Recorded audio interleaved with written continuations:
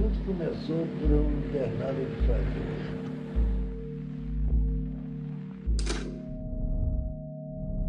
Sérgio Bernardes é um dos mais importantes arquitetos brasileiros do século XX. Então, de cara, isso quer dizer que a obra dele é fundamental para qualquer estudo sobre o que se fez de importante na área da cultura no Brasil.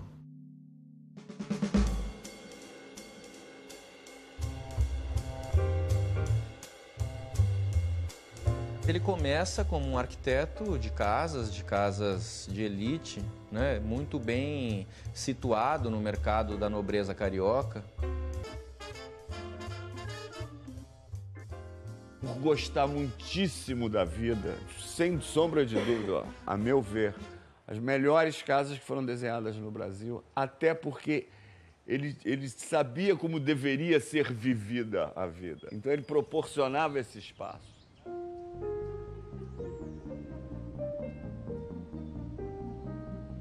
Mas não é uma coisa estética, uma bobagem. É um espaço vivencial sensacional.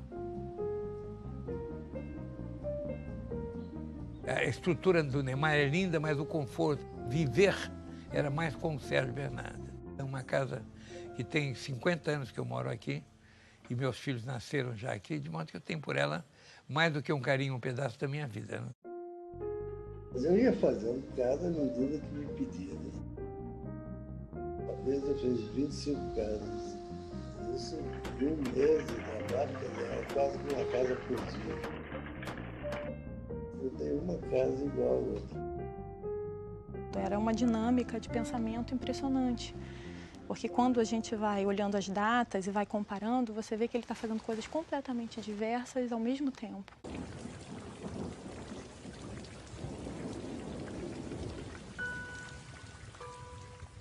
Olha, a Casa da Lota é de um radicalismo, né?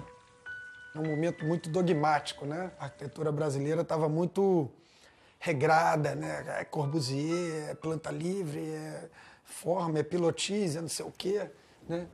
E de repente ele vem com aquela coisa que é a integração total com a natureza, né? O projeto que vai se molda, que se encaixa, que puxa, que o espaço é totalmente aberto. Na verdade não é uma casa, é uma varanda.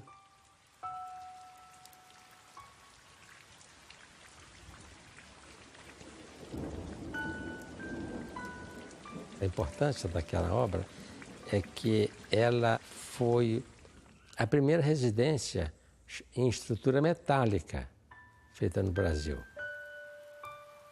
A escala vai crescendo, né? A escala vai aumentando. Começa tateando, né, com o pavilhão da Companhia Siderúrgica Nacional. Tem uma sequência de projetos em que ele vai experimentando, né, todos esses materiais novos, técnicas novas, que vão culminar, do meu ponto de vista, no pavilhão de São Cristóvão. Prosseguem ativamente as obras de construção e montagem no campo de São Cristóvão, no Rio de Janeiro. O governador do estado da Guanabara, embaixador Sete Câmara, visita as obras e colhe excelente impressão com os responsáveis pelo empreendimento que resultará em brilhante promoção turística para o estado e em notável demonstração de pujança da economia brasileira.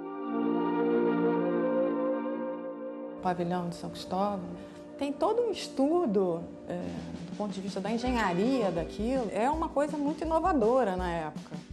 Sempre foi um desafio para todos os arquitetos você avançar e você resolver o problema dos grandes vãos, sem aquela solução tradicional da engenharia de colocar uma viga. O campo de São Cristóvão é um exemplo disso. 30 mil metros quadrados sem nenhum apoio, né? Utilizando uma mão de obra inexperiente como era a nossa, com um material absolutamente novo e importado como é o cabo de aço. É um golaço aquele projeto, eu acho. Um momento muito importante na carreira do Sérgio foi o pavilhão do Brasil na Feira de Bruxelas. Essa arquitetura inventiva do Sérgio no pavilhão em Bruxelas, certamente ela marcou a arquitetura internacional. Ele falando do pavilhão é maravilhoso. Nos deram o final da feira num canto escondido, embaixo, numa encosta. Como é que eu ia levar alguém lá? Botei um balão vermelho, que todo mundo que entra, da entrada do parque, o nego via o meu pavilhão. Esse balão, ele, quando o tempo tá bom, Ele está lá no alto, de modo a deixar entrar o ar na construção. Se está chovendo, ele abaixa para, de certo modo, proteger e para a água circundar o balão e cair no lago. E quando estava nevando, ele servia como um tampão, né? Como uma rolha. Eu acho que a casa é o começo e o fim de tudo.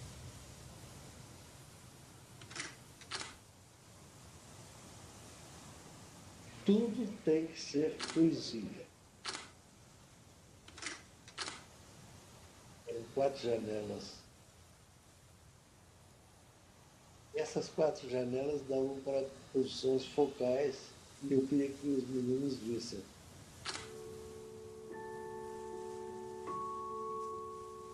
Tudo é enquadramento que você dá.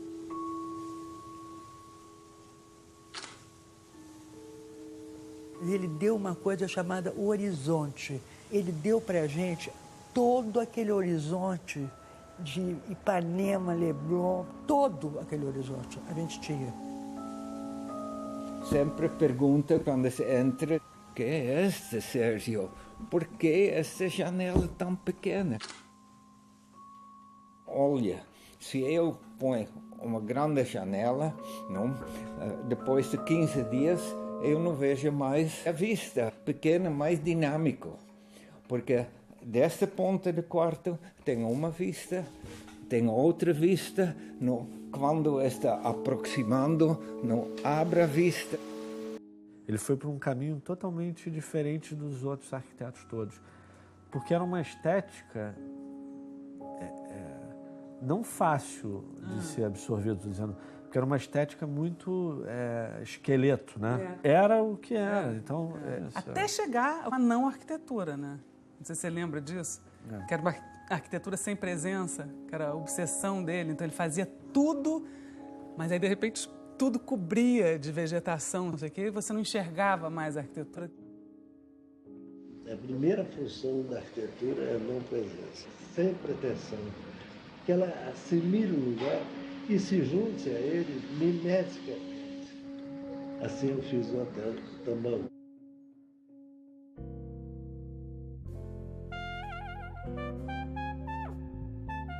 Tambaú é uma coisa assim, é diferente de tudo, né?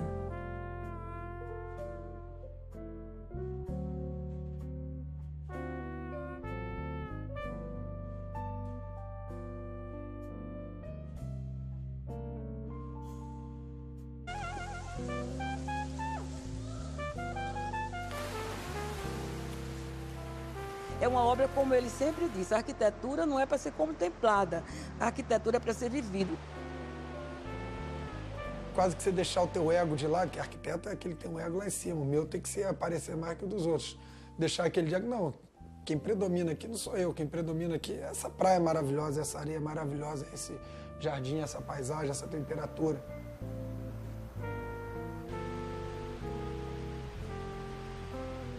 E ele tinha essas sacadas quase infantil, assim, legal. A onda faz a água entrar nessa grelha e quando ela volta, ela faz um...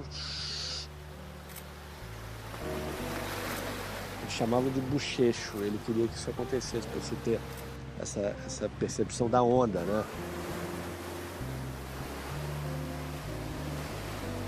O Sérgio, ele não apenas concebia casas, prédios, como ele ia aos menores detalhes do parafuso, da emenda, do mobiliário. Vou ligar o ar-condicionado. Na verdade, acho que a intenção dele foi essa. Você tem um vidro te protegendo desse ventão. Se você quiser mais ventilação, você abre assim, parece que você ligou um ar-condicionado.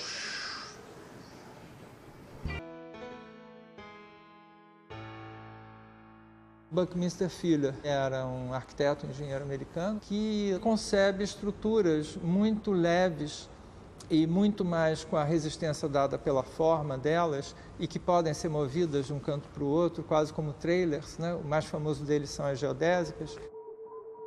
Essa prática soou, eu acho, como música aos ouvidos dele. Assim como o Sérgio, o Buckminster Fuller também é uma mente criativa e ampla.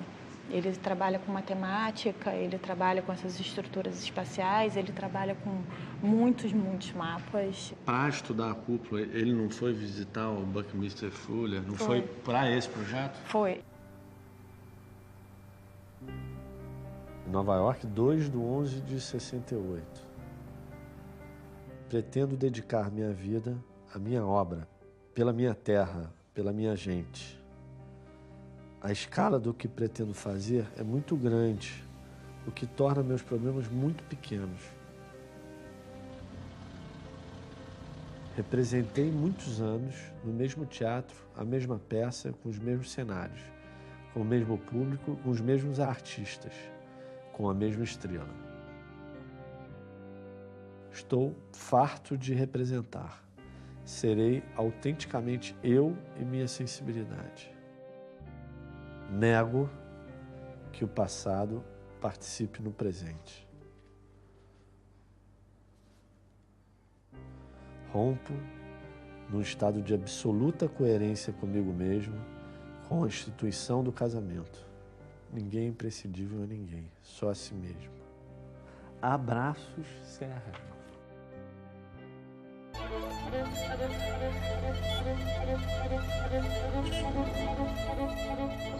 Ele poderia ter seguido nesse papel se ele quisesse, tranquilamente, como um arquiteto de sucesso no mercado. Mas pulsava dentro dele uma inquietude muito forte, com uma ambição muito maior. Ele não se conforma mais com esses programas, o programa da Casa Burguesa ou outros programas. Ele quer inventar os programas, ele quer transformar o território do país, ele quer mudar o modo de vida do homem. O Sérgio Bernardes volta com força, não deixa margem a nenhuma superficialidade.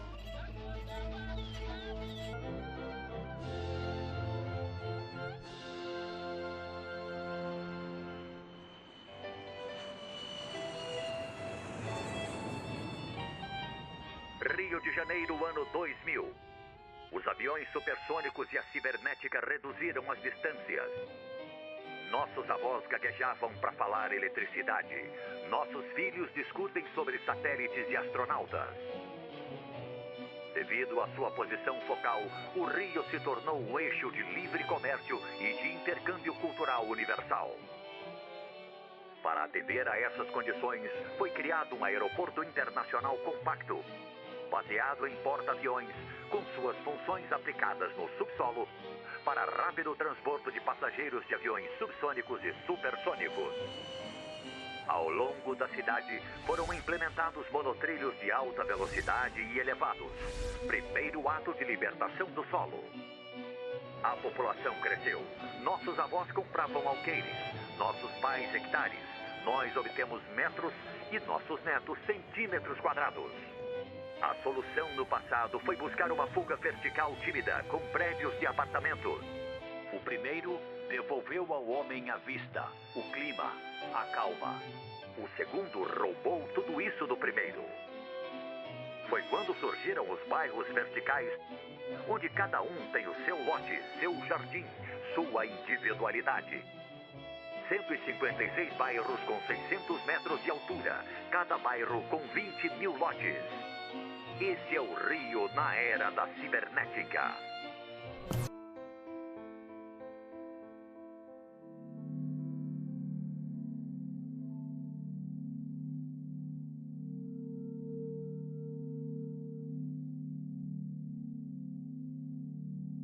Houve uma época em que ele fez uma coisa que eu sempre condenei.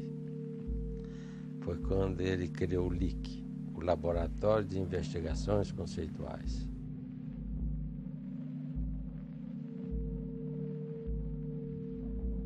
O LIC é incomparável com qualquer outra coisa. Nenhum outro arquiteto no Brasil, ou talvez no mundo, tenha feito algo semelhante. Dentro do escritório, você tinha a SBA, que era o escritório de arquitetura, e você tinha, eu diria, o brinco da história, a ponta do iceberg, né, que era o LIC. Onde ele reuniu geógrafos, biólogos, botânicos, outros arquitetos, engenheiros, inventores para pensar soluções para o país.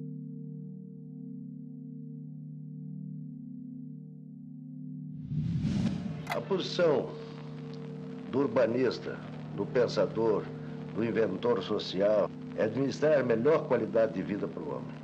Essa é a verdadeira administração, esse deve ser o objetivo de administrar. Comprei um avião e voei todos os rios navegáveis, fiz todo o plano do Brasil reunido por rio, e eu vejo o seguinte, que eu só posso ter um horizonte para os meus anônimos se eu estudar profundamente quais são as soluções que partem da Terra. A gente sempre fazia tudo com base na tecnologia. O escritório tinha maquetes do Rio de Janeiro inteiro, maquetes do Brasil. Era tudo diferente, era tudo... Nada era padrão. Quando eu era criança, eu via 100 pessoas almoçando. Tinha auditório, tinha lanchonete, tinha pranchetas e mais pranchetas. Ele foi, inclusive, uma das primeiras pessoas a ter mapa da NASA, né? Quer dizer, aqui, analisar mapas de NASA, quer dizer, ter acesso, né? Possível nós alterarmos essa cidade praticamente sem obras, apenas por inserir um sistema. Não é uma bica que vai salvar o Rio de Janeiro, não é um asfaltamento de rua que vai salvar o Rio de Janeiro. O que vai salvar o Rio e qualquer cidade é a sua organicidade.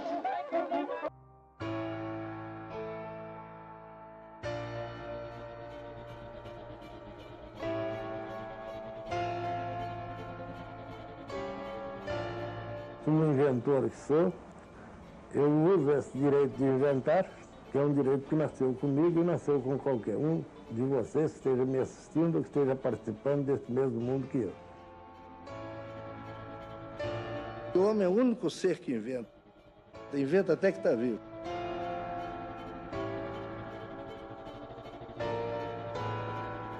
Tem coisas que você tem que tentar realizar no seu tempo e deixar uma visão global para que possa existir um futuro.